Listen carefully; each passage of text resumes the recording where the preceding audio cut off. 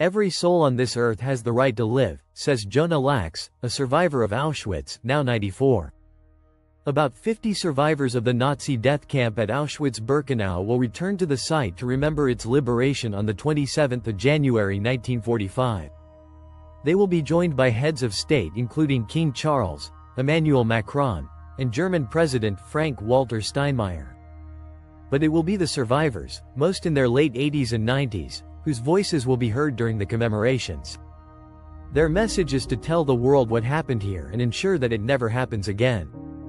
Conditions at Birkenau are harsh in January, and organizers have erected a tent on the site to protect them. An enormous, heated tent has been erected over the Death Gate, as the entrance to Birkenau is known. The day will begin with survivors and Polish President Andrzej Duda laying a wreath at Death Wall at the first Auschwitz camp. Each big anniversary to mark the camp's liberation by Soviet troops is different. 30 years ago, there was far less international interest, as Elie Wiesel led a large group of fellow survivors to one of the crematoria. German historian Suzanne Willems speaks lovingly of the survivors she has met over several decades. There will be no political speeches from international leaders beside the Death Gate, and no Russian presence. The Nazis' decision to wipe out Europe's Jewish population in extermination camps went into operation early in 1942. 6 camps were built in occupied Poland: Chełmno, Belzec, Sobibor, Treblinka, Majdanek, and Auschwitz-Birkenau.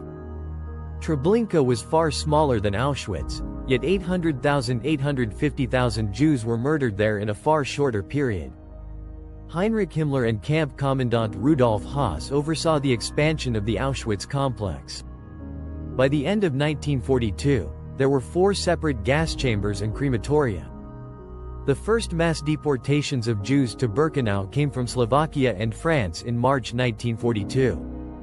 Soon trains would arrive at Birkenau at a specially constructed ramp, a short distance away from 2 gas chambers.